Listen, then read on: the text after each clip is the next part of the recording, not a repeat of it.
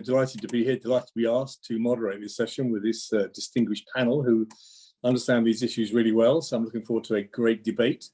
As David said, if you have any questions for us individually on the panel or in general, please pop it in the Q&A box and I'll do my best to look at that occasionally and bring those things into the conversation. I had a sort of 30-year traditional career in a large corporate in IT services, looking at many industries, issues and tech terms, and gradually over the last 20 years morphed from strategy into a futurist. So these days I run a futures research company called Global Futures and Foresight, and we spend our time working alongside, generally speaking, quite large clients, thinking about what's coming next and what impact it might have. But today is not my day for talking about all these good things.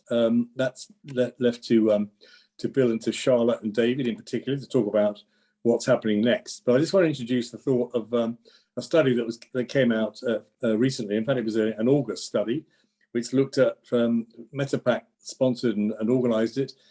8,000 consumers in 7 major economies: UK, Italy, Germany, France, Spain, US, Canada, etc. And what their view was as they move forward, and particularly, I guess, and they looked at the festive period, what would happen next, so to speak, in terms of online shopping. And broadly speaking, about 75% were really concerned about and willing to spend less money on a number of segments, including shoes and clothes, which is the most affected segment of online shopping. In fact, would prefer in some respects to move to physical rather than responding to online offers. So there's quite a potential impact short term, who says it's short term, on consumers' attitudes to buying online, in particular for the short term, for the crisis that we're currently experiencing, many of us anyway.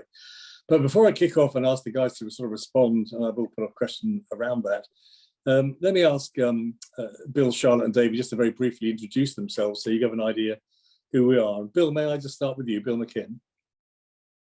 Thank you, David. Yeah, Bill McKimm. My background is in consumer commerce, you'll be reassured.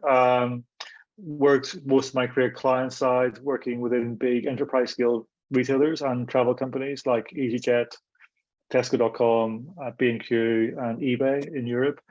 More recently, consulting firms on innovation, mainly, again, large enterprises, how they scale agile, how they scale lean, working for a company called ThoughtWorks, you might know.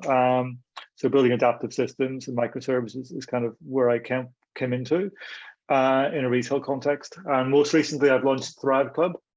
And Thrive Club is my own innovation accelerator program where we connect emerging technologies to enterprises based on well-known problem statements and innovation mandates. So I hope I'm well versed from both perspectives to give a perspective on this, and I'm looking forward to the discussion. Thank you.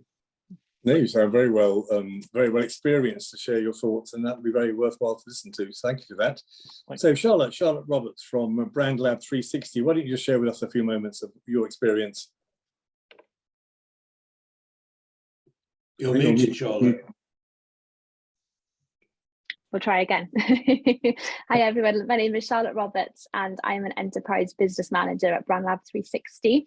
Brand Lab 360 actually offers an innovative digital software solution, which was originally designed to streamline the wholesale fashion industry.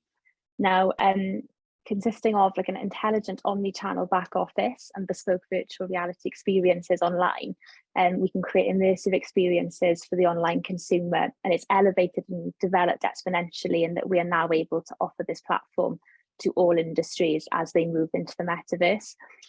We are one of the earlier adopters of metaverse technology, harnessing the power of gamification and using unique networking technology to elevate current online business. Brilliant. Charlotte, you sound ideal when it comes to talking about what next. You're very much well versed. In fact, you're already doing it, aren't you? So we can probably hear some real life stories about what folk are up to already. And David, would you just share with us your thoughts, your experience? Yes, well, I suppose I'm the least qualified to be part of this panel, but my reason for being here is that I do have some experience of the metaverse. I've been an early adopter of the metaverse when I was the founding director of the Serious Games Institute, and in partnership with IORMA, we did explore the potential of virtual worlds and immersive environments for retail. Since then, I primarily occupied myself with gamification and immersive technologies. And so these days I am able to create interactive virtual tours of retail environments, which can be linked to commerce systems. So I have an interest in Web 3.0, and I'm delighted to be in the esteemed company of the other panelists. Brilliant, David, thank you so much. Great, so we've got a great lineup of speakers, panelists today. Our job is to debate the issues of online and what next and where are we going and what impact might it have, and who cares anyway, quite frankly, out of all of this. So what difference will it make? I guess that's the real bottom line. But may I just ask straight away, just to respond to those first few thoughts I put out from the MetaPack report, in terms of the fear that folk have got from unemployment and rising costs, and their sort of stated intent, at least during this 8,000 person consumer survey, that maybe they won't do so much online buying. But the question is, what impact do you think this sort of fear, this crisis might have on online buying? Bill, may I come to you first on that? Yes, thanks. Yeah, it's kind of, having been around, seen a few crises over the last sort of 20 or 30 years, I think I'll take a more long-term considered view on this.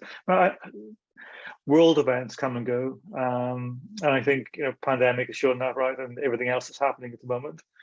But if you look at over the rise of online retailing and e-commerce, especially, it's kind of, there's been corrections in that upward turn, and there's been dips, but generally the direction of travel has been upwards.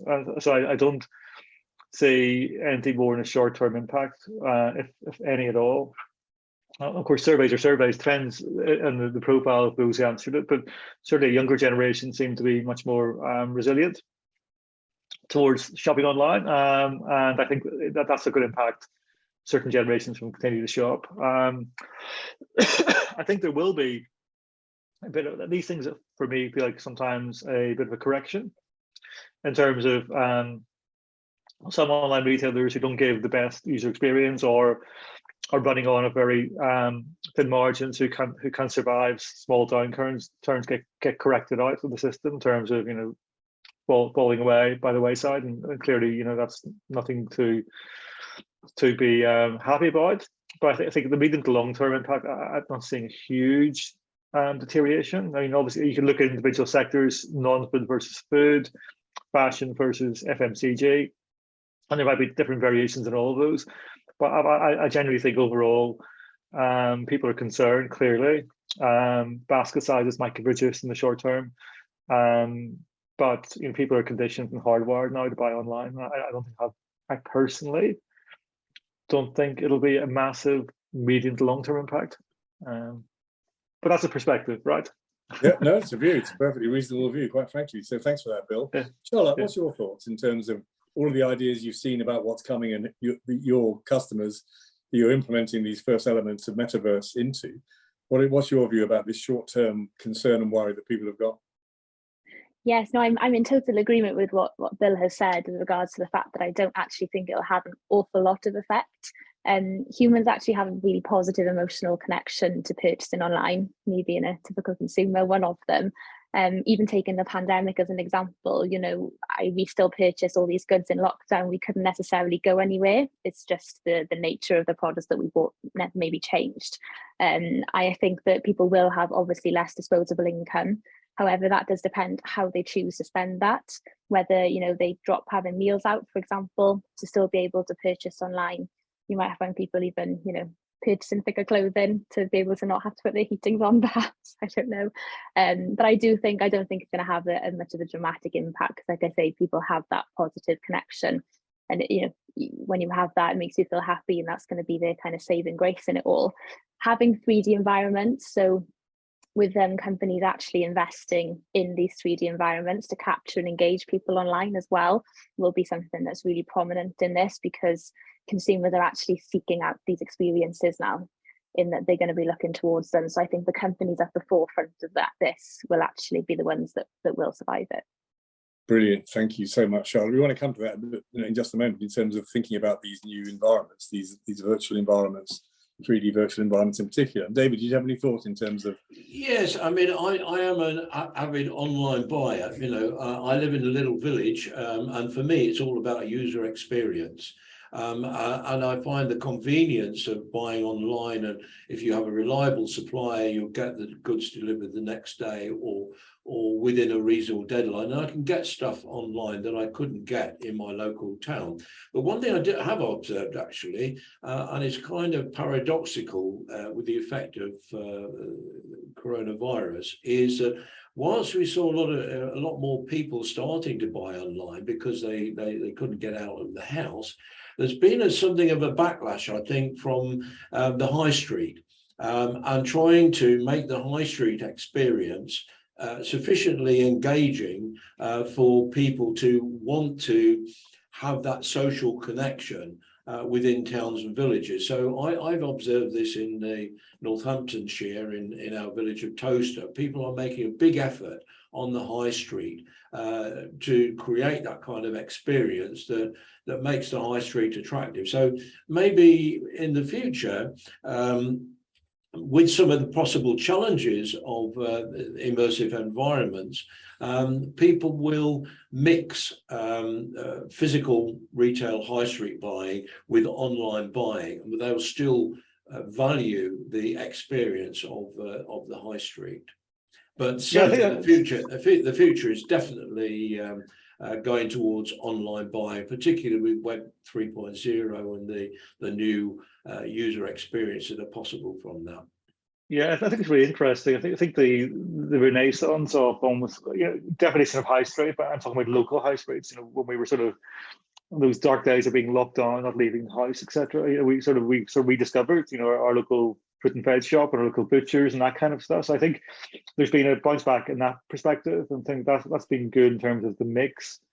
I think a more conventional high streets, like downtown high streets, which are harder to get to, or busier. I think the impact there might be different. And then there's a high street which is more like out of town shopping again. So I think in the mix, there's been a mix change surely in terms of people's buying behavior, in terms of big shops online, small shops topped up from local high streets and stuff. So I think that's good for society in general, right? We got to go out and meet people. So I think that's a positive from the pandemic, at least. It's interesting, isn't it? One of the heroes of the pandemic was technology. It let us work, socialize, engage, and learn, and do all sorts of things we couldn't have done 10 years earlier. Anyway, I must keep out of this. This is not about me and my thoughts. Look, that's brilliant to talk about some of the impact of short-term issues, albeit pretty dramatic for a lot of people. It's all right. Where next? What's happening next? That's the more interesting question for us to start debating, and hopefully give people a few ideas of what Web3 metaverse might actually morph into and really start to impact people's buying and selling lives. So what do you see next in that whole world of buying and selling online? Charlotte, let me come to you first on that one. Thanks, David. Going back and referring to what David just spoke of, and obviously Bill touched upon with regards to that community feel and people going social shopping. Very cleverly, Web3 is actually achieving that online and creating a community and elevating the traditional shopping experience. We all know humans are wired to be interconnected. So the way we shop online currently is actually not akin to human nature. So Web3 actually elevates that and is an amazing development for online shopping, and that they can go shopping with their friends virtually and really create that communal experience within a Web3 environment. If you were to look at the evolution of the web. Web 1 was a very much read-only way of consuming the internet. You didn't have the ability to contribute to it. You would simply just consume information. And then it evolved into Web 2, which actually allowed us to publish our own information, make websites, and actually contribute to the internet, whether it's via social media, like I say, or websites. So Web3 is very simply an elevation of that, continuing to do all those things, but in virtual reality. So, using those 3D graphics, avatar networking technology, so that you are fully immersed within an environment. Brilliant. We've got a question in, which I'm going to come to in just a moment, on are there any limitations to the metaverse? But we'll come to that one in a moment. But Bill, do you have any thoughts in terms of initial thoughts, at least, where we go next to online buying and selling? If I knew exactly, I would probably be a very rich man, right?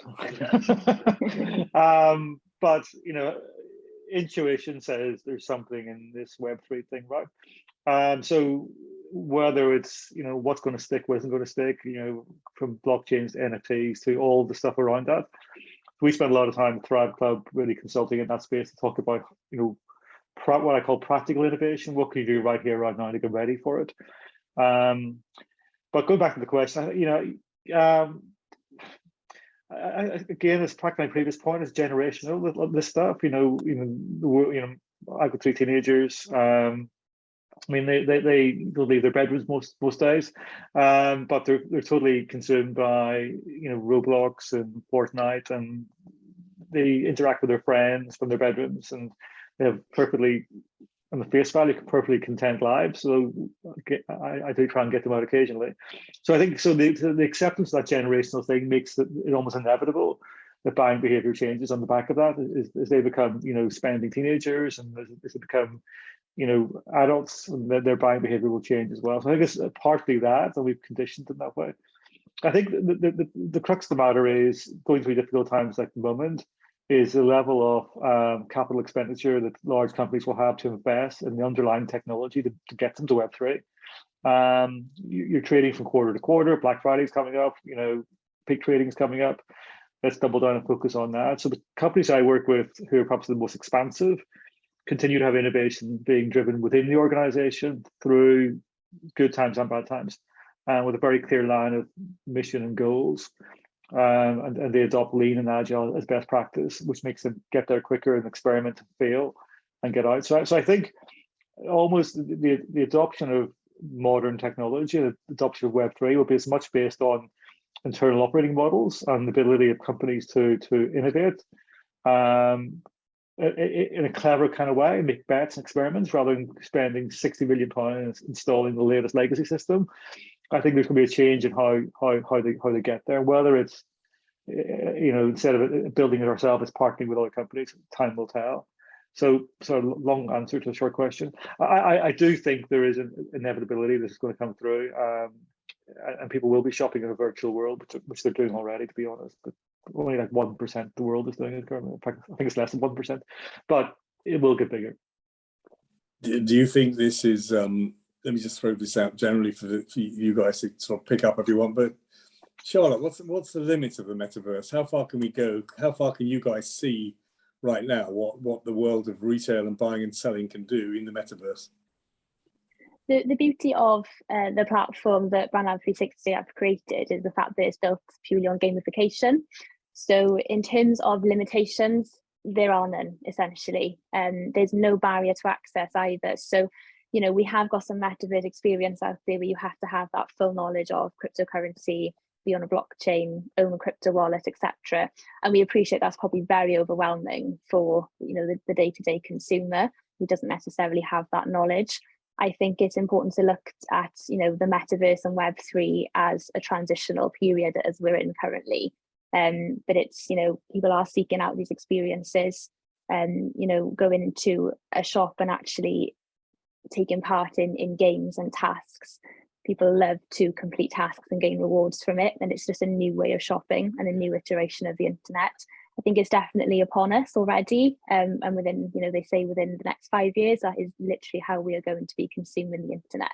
So from a company's perspective, to begin that transition now, and quite recently I'm more heavily involved with advising our enterprise clients on how in which the best way is to do that, to dip your toes in necessarily and add to it in a very modular way. And again, that's the beauty of having something that is online in a web browser, and that you can add to it and expand as you see fit with the business. We've got David, do you want to jump in there? Yes, I like first of all to agree with Bill to say that it is a generational thing, but I think also it is a sector thing. There are certain types of goods which I think you would not buy through the metaverse because it will be just too well, the user experience wouldn't be appropriate for certain types of goods. But where I think the metaverse is very well geared for is, as an example, is the fashion industry. Because the metaverse and the experience of the metaverse lends itself very well to fashion, that you can try different things. And there are certain sectors which are very well geared up. But at the moment, I would say that there are some barriers to the metaverse, and some technology and form factor barriers. With BrandLab 360, that's a wonderful retail environment, and it's a very engaging retail environment that is available on your laptop and your desktop and your mobile phone. But when we start to look at what Facebook or Meta are doing, a lot of that is starting to gear towards the use of virtual reality headsets to give that extra dimension of immersion. And I think the problem there is that the form factor of the virtual reality headsets like the Quest 2 is a bit heavy and bulky, and for people who wear glasses like me, it's a pain in the bum when you're trying to navigate around these, and you take your headset off to do something on your computer and you have to put it back on again. So I think within the next couple of years, you'll see developments in the kind of interface technologies which will make the metaverse even more attractive. Sure. Yeah, no, good point. I mean, I love about tech. It's always clunky and pretty useless when it first emerges into the next wave. Then it gets lighter, smarter, quicker, faster, better, cheaper. I mean, we've done that, you know, I think we've had that model for the last 40, 50 years of IT, to be honest. Look, the question we've been posed is a good one, actually. You know, what's the role in all of this new exciting world of hybrid, if you like, and completely virtual for small and medium-sized retail outlets? Where do they sit? Where do you have clients who are in that space, or are they being excluded through lack of skills or ability to invest in it? Bill, what do you think? Well, I think you know, we have a lot of startups in our portfolio.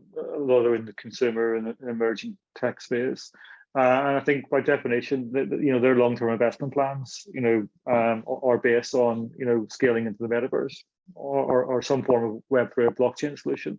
So that's kind of their futurists by default. So I think, I mean, look at the average life cycle of business now versus it was 50 years ago. Like, you know, it's way shorter. The rise and fall of industry is quite significant. So I think you will see a lot of disruption, a lot of new waves of companies coming through who will, you know, like Unity and others, and obviously Decentraland. There's quite a lot, you know, how big they get, how dominant they become will be interesting. And obviously the concept of decentralization, you would hope that there's more democracy in Web3 than there is in Web2, right? So it's just how much that gets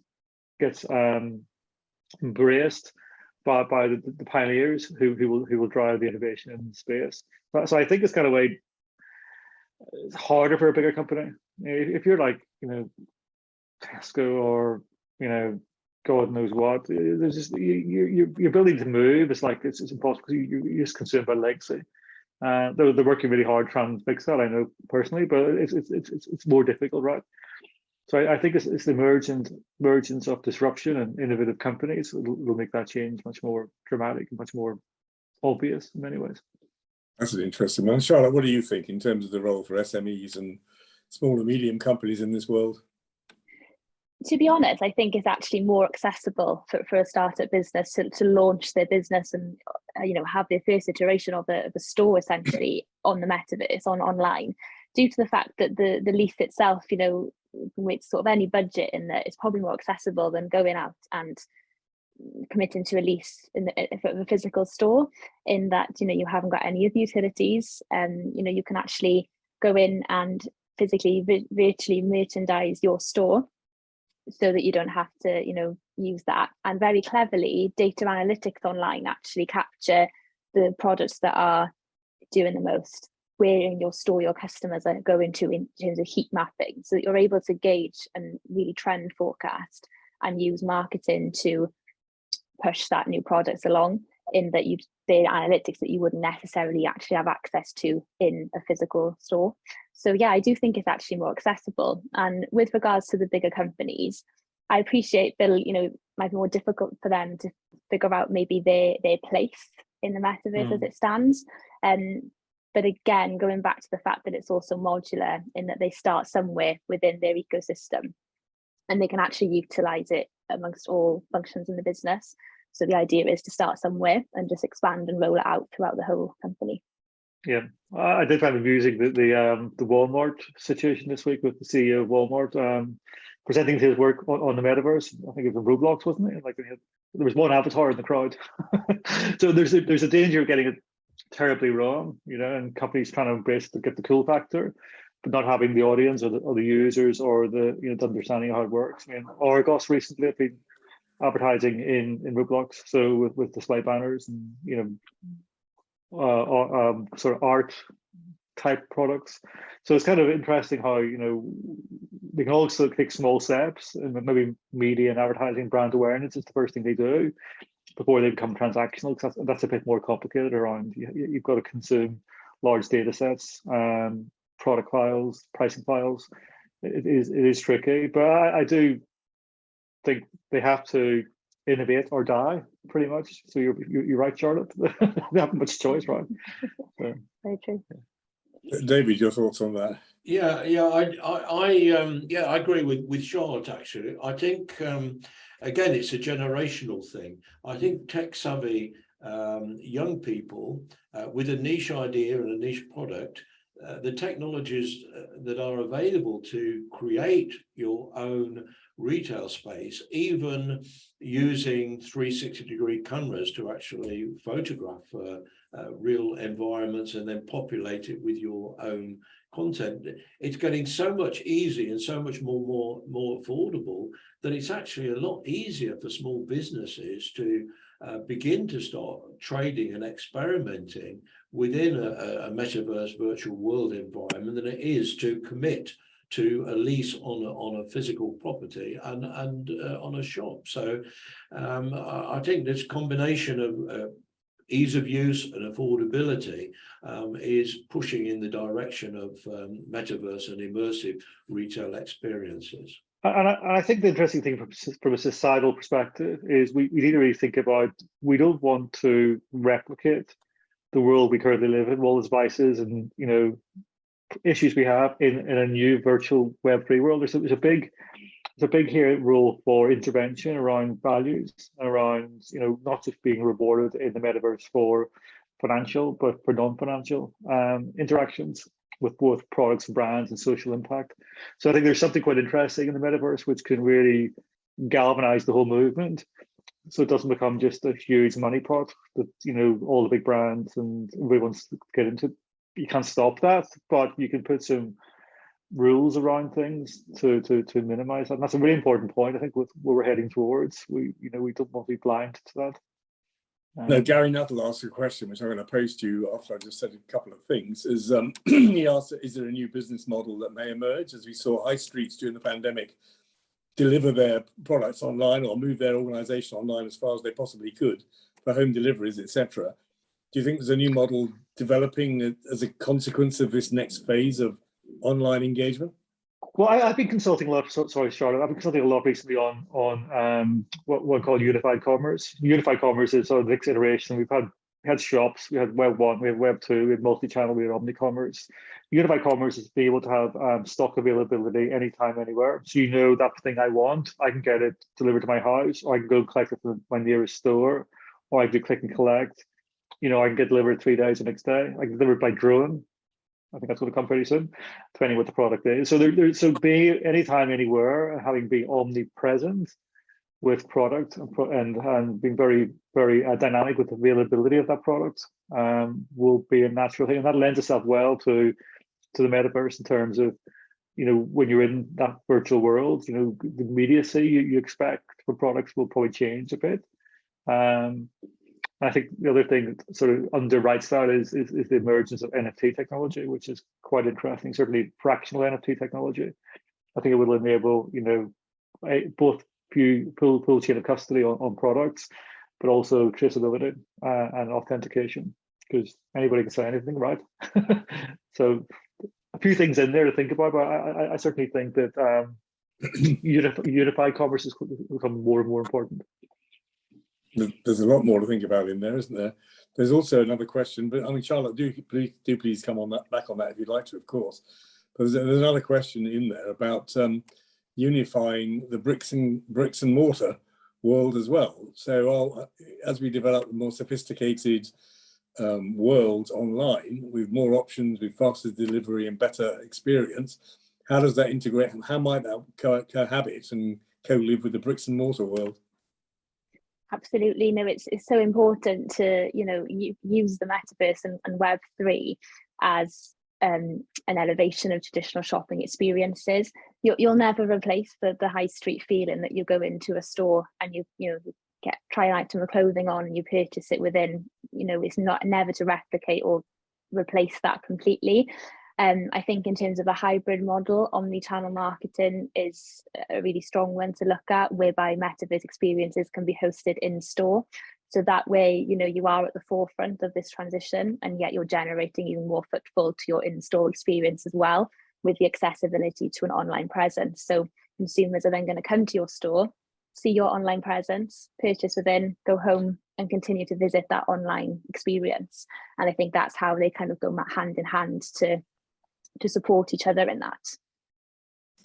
Brilliant. It must have been, what, 3 years ago now, maybe even more, you could probably tell me, that Samsung created the first non-buyable storefront in New York, where you had the experience of all the Samsung products, but you couldn't walk away and buy anything. Everything was fulfilled online, which was an interesting, it's a sort of showcase, not a shop in a traditional sense. Yeah, that's almost inevitable. That's what do you do with the space, though? I mean, it's like how many billions square foot is there across the world for retail? So I think Charlotte's right. I think there will be a need for it, but it's just obviously if you extended ranges, you can have small ranges available in a physical environment where it makes more sense, where touch and feel and smell is really important. Whereas other products are more accessible in a metaverse type environment, and you can have a hybrid of that. That might drive what's physically in a shop, as opposed to what's in a metaverse. Definitely. And companies can react to that in a sense, in that, say their high street store is performing really, really well and they want to bring up online sales, then they'll maybe do that the other way around, and they have a VIP experience online. People need to perhaps visit the store to gain access to that, for example, and vice versa. Visit this metaverse experience, complete tasks via gamification, get that extrinsic reward and redeem it in store. So I think there's definitely ways in which that they can support each other. Yeah, I tend to agree with all of that. But when looking at a different kind of business models, I think non-fungible tokens, NFTs, are going to be influential in some way or other in the future once blockchain is sorted out, and all the potential issues to avoid scams from NFTs are avoided. But I can imagine a scenario in retail environments where entertainment and user experience within the retail environment is very important, and the metaverse could be part of that. And within the metaverse, the ability to be able to maybe customize your own product, particularly in the fashion environment. You can imagine being in a store, in a metaverse, in an immersive experience, customizing your costume or whatever it is, and then have that linked to fast manufacturing and distribution. So you're actually taking part of creating or customizing your own product.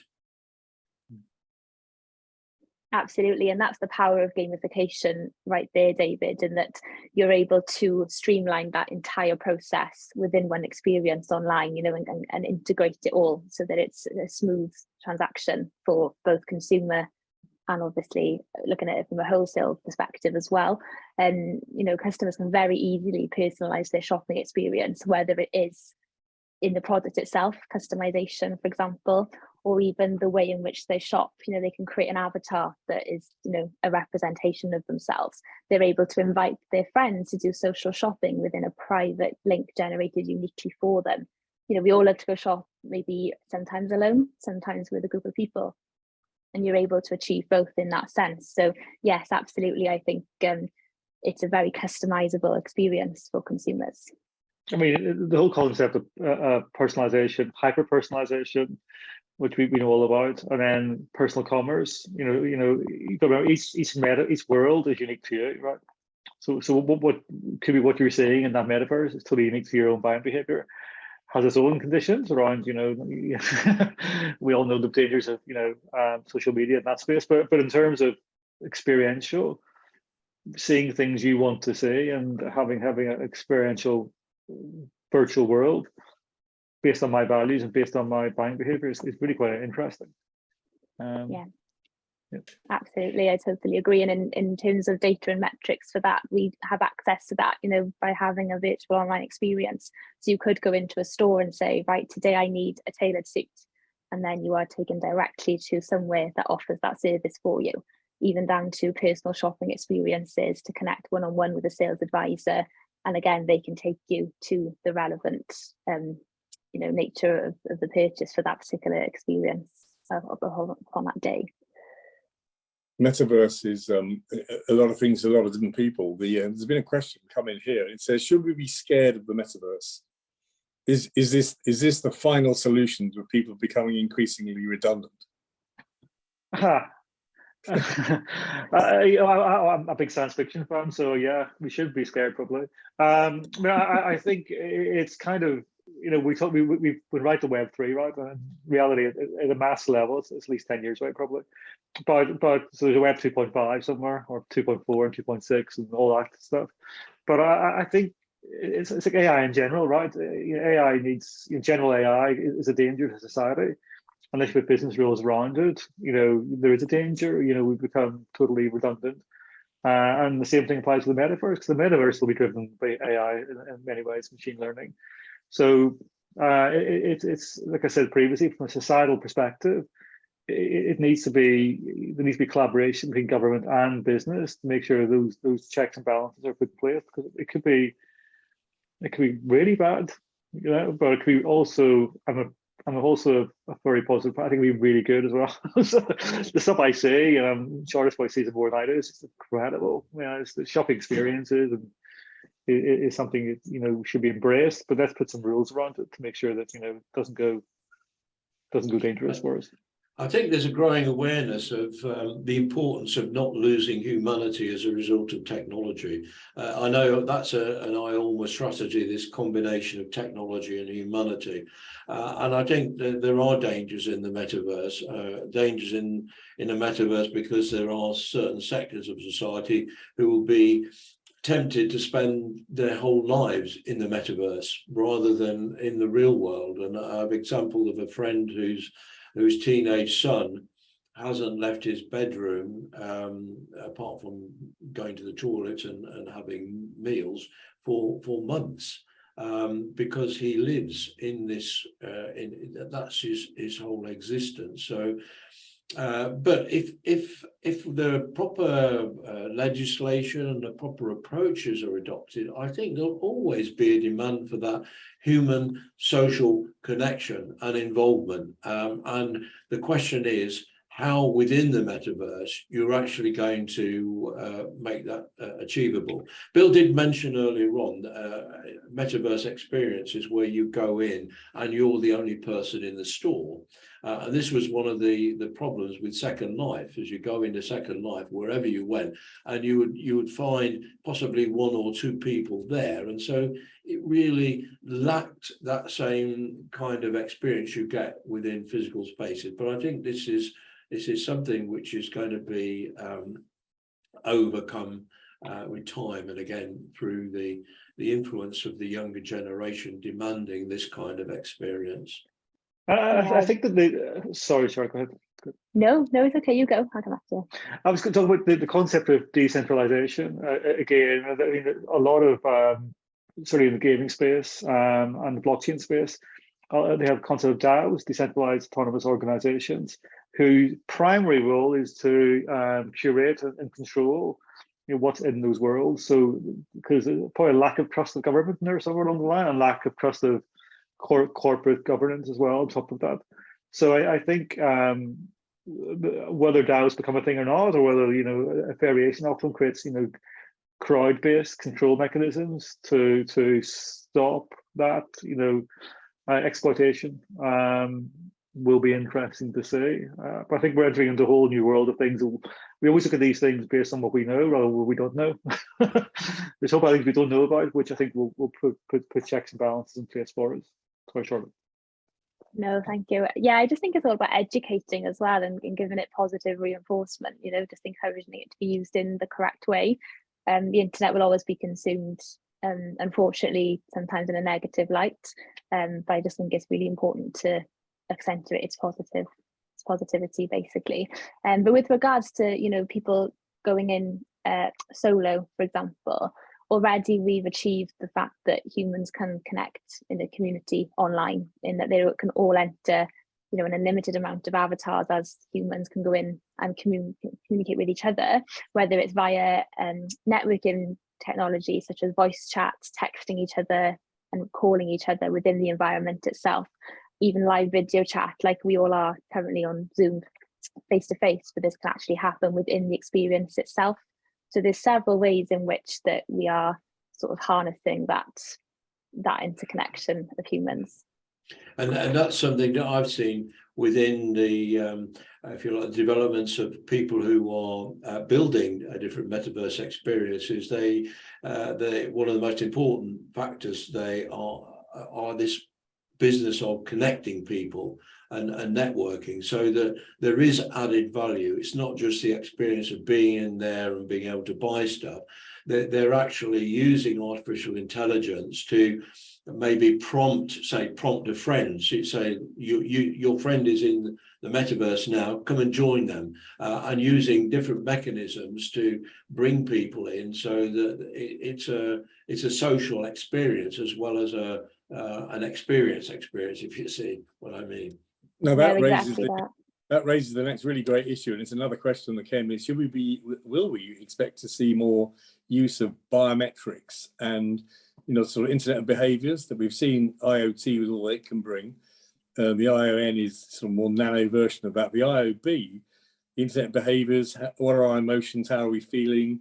And if we currently got a headset clamped on someone's head, there's all sorts of sensors you can tap into to tell. So is there sort of talk of a different way of satisfying people's desires and thoughts and ideas in the metaverse, simply by being able to tap into the sort of the emotions that they're displaying? Charlotte, what do you think? Yes, no, definitely. It's incredibly immersive and interactive. And going back to the point you made about having a headset on, that's not necessarily the case, in that there's not always a barrier to entry. We've actually created a metaverse called MetaTown, by which humans can interconnect, work, shop, socialize, play even, and it's basically emulating real life in a pocket virtual world, where we've got, you know, certain districts where there's a retailer district, there'll be a business district for networking and event purposes, even a music district where we'll have festivals and concerts and gigs, etc. Even down to the fact that we're selling plots of land, very similarly to an American counterpart of ours who have been selling plots of land, by which people can develop, etc. Again, going down the route of being interconnected, avatars can communicate in a way that, yes, it's face to face. They can walk and see each other. So like we would, you know, in a generic high street, and we could maybe walk through our local town and walk opposite sides of the street and see somebody we know and wave at them. Avatars can actually do this in the same way. So it's really emulating that experience. Brilliant. As long as it doesn't completely emulate the real world. I remember in Second Life, when it emerged all those years ago, talking to a bank, and they'd created a bank, number one, with a roof in case it rained in Second Life, which struck me as slightly stupid. But then they showed people where they queued to go and talk to the teller.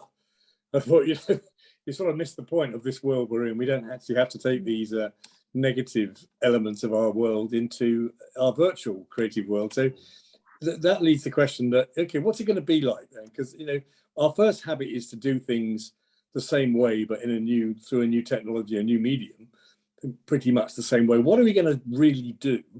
How are we going to behave? What are we going to experience? What are we perhaps going to buy or invest or whatever in this virtual world? What's going to change as we start immersing into this new metaverse? Bill, what do you think? Well, there's two chains of thought, isn't there? We can go either way. I mean, in the chat, we're sort of talking about, you know, mass unemployment, rise of the robots, you know, what do people do with their lives, you know, and I think this isn't necessarily a metaverse Web3 thing. This is more of a, you know, the exponential rise of technology and AI and you know, general AI probably eventually, and probably humanoids, etc., which will exist. So there's a wider perspective of what that means for, like, you know, I think cost of living's got it bad, but when you have mass unemployment, because, you know, we're still driven by AI and robots or people living in the metaverse, then you're different societal things. We've got to think about, you know, obviously universal incomes being wrestled with in Finland and different places, and is that going to be something which becomes more relevant? And how does that unlock a whole sense of new creativity from Homo sapiens, where we become much more creative individuals because we have more time, more freedom? We don't have to work 9 to 5. It's just what happened 200 years ago, right?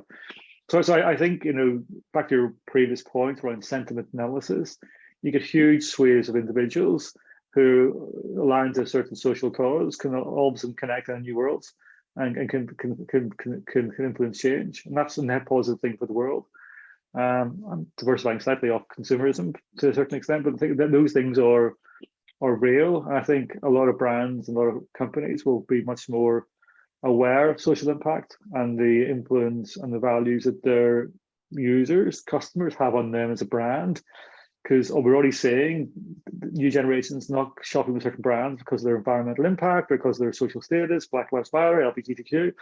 So there's all of a sudden a new dynamic in place, which is, you know, sentiment analysis. I think brands are going to have to really face into that one. I think, you know, what we're doing now with certainly with Web3 is going to help us understand that much better. I think it can be a really net positive thing, but of course, in the hands of the evil, that can be quite a bad thing as well, right? So we've got to be very careful. I think that's kind of where we're heading towards. There's things we don't really understand. It's always about how we use it, isn't it? It's the same about anything. Exactly. What do you think? What's going to change dramatically in our world then? Well, I mean, there's all kinds of possibilities. I mean, you look at the advances in AI and the impact of, say, on social media, for example, prompting you with adverts which are based on what Facebook perceives to be your interest. I remember quite a few years ago, I was bombarded with adverts for breast augmentation and artificial hips, which I didn't have a demand for any of those, but what the kind of prompts that I get today pretty much tell me that they know me better than I know myself.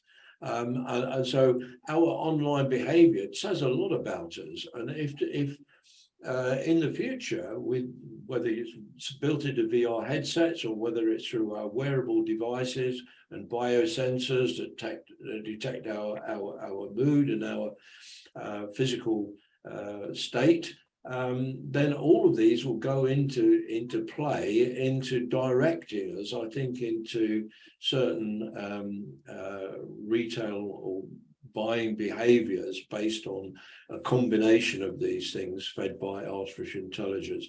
Not always a good thing, but I think that's what's likely to happen. Charlotte, what do you think? You're creating these environments already with your clients. You're seeing how people are engaging with it. Where's it going next? What's it really going to be like? Are we going to have people going shopping with we've never met before, but we share the same heartbeat and we think the same way, and maybe our emotional state for that moment in time puts us as good shopping characters? What's going to happen in there? No, definitely. It's all about sort of adapting to a change, I think, that's upon us, you know, as we've adapted to the internet that has evolved over recent years, in the same way that this is the transition, essentially. I mean, yes, in terms of that emotional connection, you will be able to emulate how you are feeling and go shopping dependent on, you know, how you are feeling that day. For example, inputting things like quizzes in that how you're feeling today, what you're looking for, can actually sort of personalize your experience in that particular time. And it's all about elevating what currently exists as well. I think rather than making it a new thing altogether. It's about a transition into elevating what already exists and streamlining what exists as well. There are many, many ways in which we can provide a solution to our current processes in business by utilising the metaverse. So I think that's probably the best way to look at how it will change for us in that positive light. Brilliant. Okay. Well, the good news is we haven't had any other new questions for the moment. They've been coming in and I've been popping them into our discussion. But we've been talking about the impact of all this, what it might have, but how might it help us? How might the metaverse itself help us to engage with the metaverse? And the only reason I asked that question is I was with the board of a large pharmaceutical, probably 3 years ago now, and I had an Oculus headset with me in the car, and I said, "Do you want to actually know what this virtual world is?" And they said, "Well, yeah, we've never tried it." And they were thinking about using it in their sort of chemistry labs in the pharmaceutical world.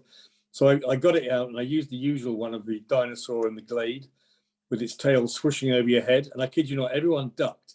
And they found it so engaging, they all waited to see what their next colleague did when the dinosaur's tail swished over their head. And they ducked. We got into it really quickly. And the point was, and Oculus have said this to me years ago at the same time almost, you can't experience what it is until you experience it. You can't be told in a sort of 2D world what a 3D world's like. So how do you persuade people to engage in this and see some value in it? Well, you've got to make it accessible. I mean, that's the kind of thing. We do talk about these things from a world where we all have laptops, can afford, headsets. 95% of the world can't afford that. They can't afford to pay their heating currently, right? So I think we got to be a bit pragmatic about it. Is the bastion of the rich and wealthy, or is it something for everyone? So I think accessibility will be a big thing. I think it will be mainly 2.5. It'll be 2D. A lot of it for a long time until we bring the price point of the headsets. They're coming down massively already, I know, but there's still more important things to buy than headsets. So I think accessibility will be the key thing.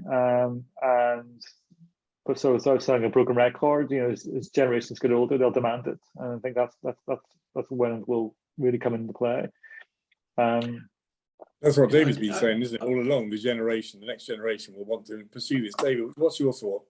Well, I think headsets, or the form factor of headsets, is something of a barrier, possible barrier at the moment. But there are technologies available that do 360-degree projection in not a cave environment, but can be used in a retail space, where you can have several people having a metaverse type experience without wearing a VR headset.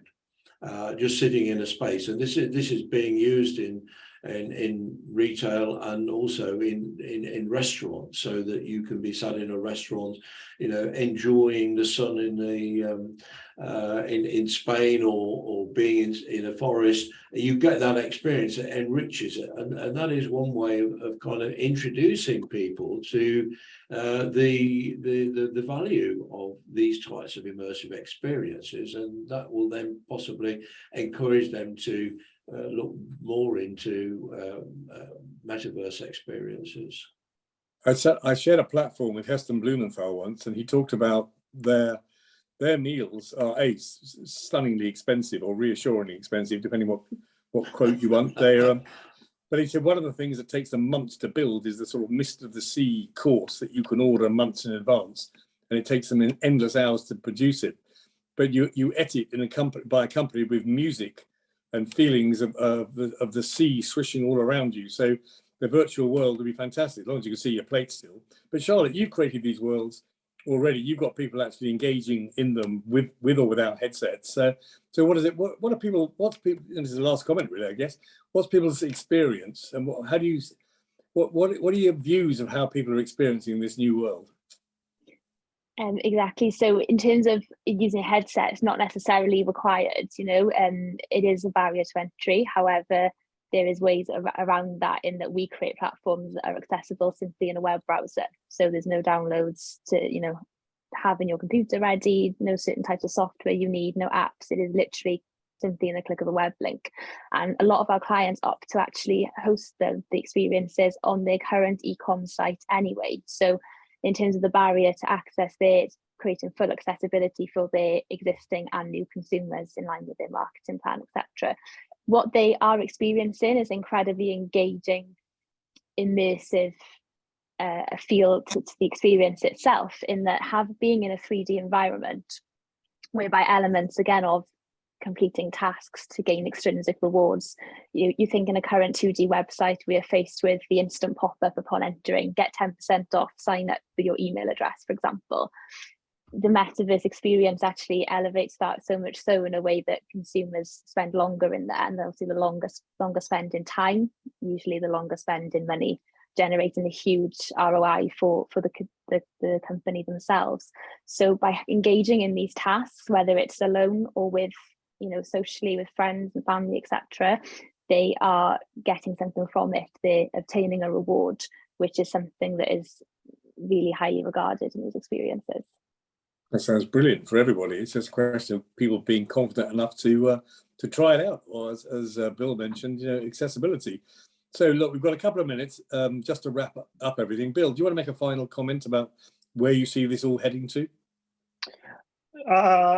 Well, I think it's exciting. I mean, it's lucky to be involved in it and have seen where we've come from, where we're going to. I think we've just got to be pragmatic about it in terms of, how and when we get there, and from a corporate perspective, from a business perspective, take small steps on what you do right now, be more innovative. Think about we're being very user-centric. And then, but like we're looking as well, look at the emerging technologies you're seeing across the world, which is really, inspiring to make your company even better and more engaged. But I think it's an exciting time. It's really, we can't predict the future, and I think something exciting is happening in consumerism, which I think we should really look at, not just from a financial, but from a non-financial perspective, which makes the world a better place. Brilliant, thank you, well done. David, you got a last thought? Well, no, just thank you to our panelists for a really entertaining and exciting discussion. I think it is exciting times ahead. There are going to be some substantial developments, so it just accelerates all the time. So, but what the future holds, as Bill said, if I knew that, I would be a very rich man. But I just look forward to being part of it and enjoying the ride. Brilliant, well done. Charlotte, did you want to make a last comment?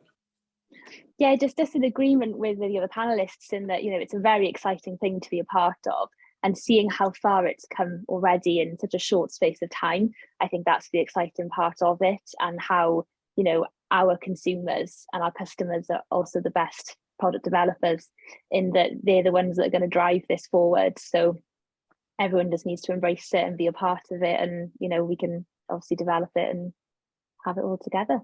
It's brilliant, and you guys have been brilliant as well. Thank you, panelists. You've done a fantastic job of helping us understand a bit more about some of the issues surrounding the metaverse, Web3, and the issues to do with retailing. So it is fun. I wish I was going to live long enough to experience it, and the next generation, the generation after that, etc., and all the other techs that are coming. So bless you all. Thank you for this afternoon. Thank you for listening in. If you've been part of our audience, we appreciate that. Thank you for sending in the questions, and we look forward to seeing you the next time. Thank you very much.